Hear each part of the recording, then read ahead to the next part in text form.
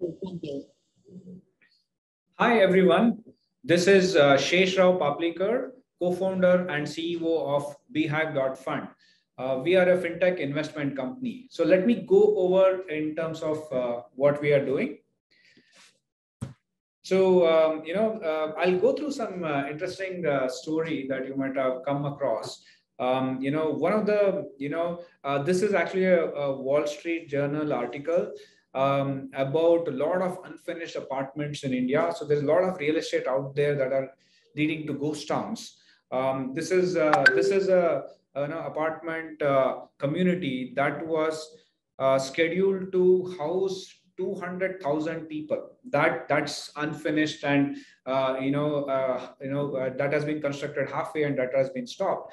And a lot of it is happening, because of the way the financial system is working. This is just an article. Let me go over a few other things. This is also big news all over. Very recently, India's biggest bank scam in the corporate world came out, which is worth $3 billion. This is a clipping from Reuters.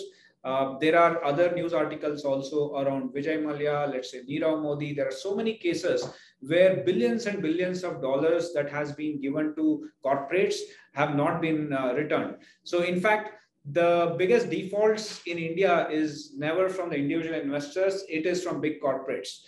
And now you think about it, I can sometimes wonder whose money is this, right? Where is this money coming from? When a bank loses money in India, whose money is that?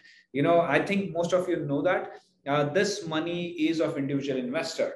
And a lot of it honestly happens because of centralized decision making. The capital allotment in today's financial system is controlled by few individuals, where a lot of inefficiencies can creep in. And the question is, can we really do something about it? Maybe we can do something about it, and maybe we cannot do anything about it. So that's something I want to kind of relate to. And as I go through what we are doing, I hope some of you will actually be able to relate to the kind of problems we will ultimately solve for the larger economy and larger set of people. So let me go over in terms of what's happening in the wealth market in India. India, as a lot of you know, the wealth is increasing. Indian economy is one of the fastest growing economy in the world. For sometimes, it has also been the fastest growing large economy in the world. In last 20 years, from the year 2000 to 2020, the wealth in India has grown eightfolds. It's significant growth in wealth that's happening. That's really amazing. This is according to a report from Credit Suisse. And but what is happening very, very interestingly, the wealth growth rate is primarily helping the super rich. And if you look at the Gini coefficient, etc., I think in India, the wealth distribution is more towards the rich, and which is actually true for many countries, including US and China. The super rich are becoming richer. While there's nothing wrong about it, I think what we really want to touch upon is why are others not able to make as much money? Think about it. Why is this really happening? There's so much of wealth growth that is happening in the economy, but that growth is primarily being captured by the super wealthy. So there is definitely some reasons for it.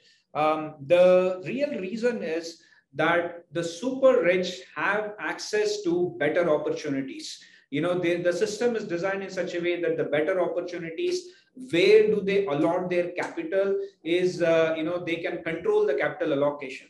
And the system, unfortunately, has been designed in such a way where it assumes that individual investors cannot really make proper capital allotment, and so very limited set of opportunities are available for individuals, because of which the gap is very, very big in terms of available opportunities. And a lot of statistics clearly indicate the end result.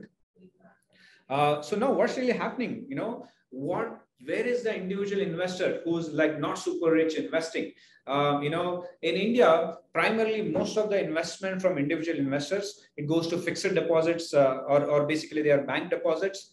A lot of their investment is going to residential real estate. And more recently, people have started investing in stock market as well, which of course gives us slightly better returns than the other two. But what's really happening is, you think about, you really understand how things work in India. Today, the bank interest rate, the fixed deposit rate, is actually lower than the inflation rate. And investing in residential real estate, once upon a time, it used to be really lucrative. But at today's rates, they are essentially giving even lesser return than fixed deposits. So people are not even able to beat inflation through their savings, the individual investors, which is really sad. And stock market, obviously, it has a certain performance that it can give in the long run. But very, very honestly, the biggest amount of wealth creation from stock market is actually again happening to the super rich and the wealthier and the more informed people. And there's a lot of volatility that stock market has. A lot of time, individual investors end up exiting at the wrong time. And and there's a statement in a tweet that really was very interesting that I found. Nitin Kamath, who's really the biggest name in the wealth management space in India. He runs a huge, biggest online brokerage platform. He made a statement that, there are a lot of individual investors who are working as active traders. Not more than 1% are able to generate returns that can beat even fixed deposit, right? So it's really not easy to make money from stock market for individual investors. How are super rich getting richer? The biggest answer is every super rich really has a family office. Recently we all saw how, a family office of Elon Musk has been in the news recently for the Twitter acquisition. Super rich have family office. They have, different amount of people working for them, doing wealth planning, wealth management, various kind of tax planning, various kind of distribution, various kind of assessment of opportunities, because of which they are able to find those right opportunities where good returns can come in.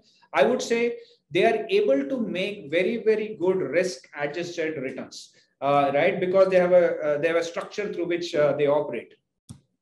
But what's happening with the individual investors, right? They do not have access to all these, right? I also spoke about they are primarily stuck between a fixed deposit and investing in residential real estate for renting it out. So the question is it possible for us to bring opportunities to individual investors? The opportunities that are not already available. Answer is that it is possible. The solution is really to build a tech-driven syndication platform. We are not the first ones to build syndication platform. As you would be aware, AngelList is one of the most popular. There is something called Funders Club in India. Let's Venture exists. So there are a lot of platforms that are out there. But of course, most of them have been designed for different purpose than what we are doing. AngelList helps individual investors invest into startups, right, as equity. So they have done a great job in that. What we are trying to do is to solve a different problem, to help individual investors invest into alternative assets through our syndication platform. So it's a whole different problem to solve. The whole approach, the kind of technology, that etc. that needs to be built here is much, much different than what AngelList has done. So we have done huge research. Our team, we did a lot of user interviews. We did research on family offices. Where are they investing? Where are they making returns? What are different kinds of investment? What kind of risks they have? And we have identified 3 areas where investment should happen. One is investing into local businesses. Right. I remember I spoke about defaults, etc. in corporates. Nobody knows better than an individual living in a specific city if a hospital in that specific city should be financed or not, right? So we are helping people invest into hospitals, into schools, into specific in specific locations. In return, they get monthly income. We are also helping people invest in domestic commercial real estate. Today, you'll be very surprised. The biggest players in the commercial real estate space in India are actually Brookfield and Blackstone. The individual investor of India is actually not participating. And beyond these private equity players, the super wealthy people are investing into office space, real estate, etc. We are able to bring access to individual investors. We are also helping individual investors invest in international real estate. As you know what's happening in with Russia, Ukraine, what's happening in Sri Lanka. In a country like India, which is developing, it is very important that we allow individual investors also to have dollar investments in places like US to make them more secure. And trust me, all of these three opportunities that you're seeing here, those are opportunities that every single family office in India is already doing. So these are the key things that we are really offering. And how does it benefit individual investor? They are able to beat inflation. They get good inflation adjusted returns, which are also good returns, compared to the risk that they take. It's a very, very good risk adjusted return as well. We are giving access to great monthly income products. So having monthly income is something amazing. This is not something that the equity market can provide. They are able to control capital allocation. They are able to invest. Hey, this business I'm going to invest in. Hey, this specific property in this location, I know there's demand. I will support it, right? And it leads to a lot of job creation. The local job creation is something that we are able to do. So as we speak, we have raised more than $4 million and got them invested. All of them currently in Bangalore, and they have led to so much job creation. So one very interesting question, that you may ask is, why are the big players not doing it, right? So who are the big players in alternative space? If you think about alternatives, you think about Blackstone, we think about BlackRock, we think about Brookfield. You know what? They are very big players in alternative space. And honestly, I have very, very high respect for them. They are already doing what they're doing very, very well.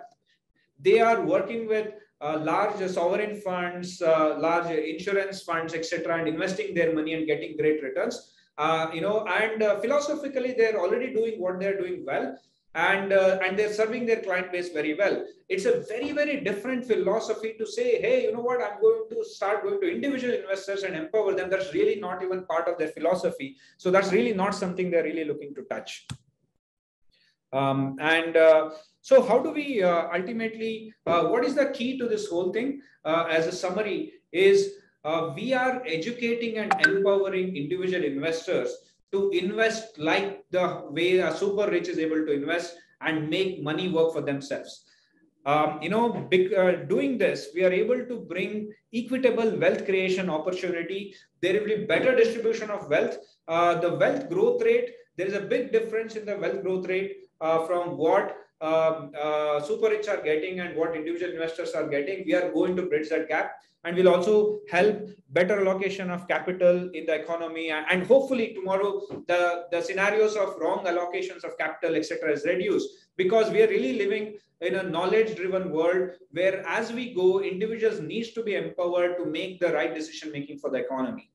And we really hope we get a great support on our initiative. We are raising capital for our fintech platform, which is growing really, really fast. Really looking for your support. Thank you so much.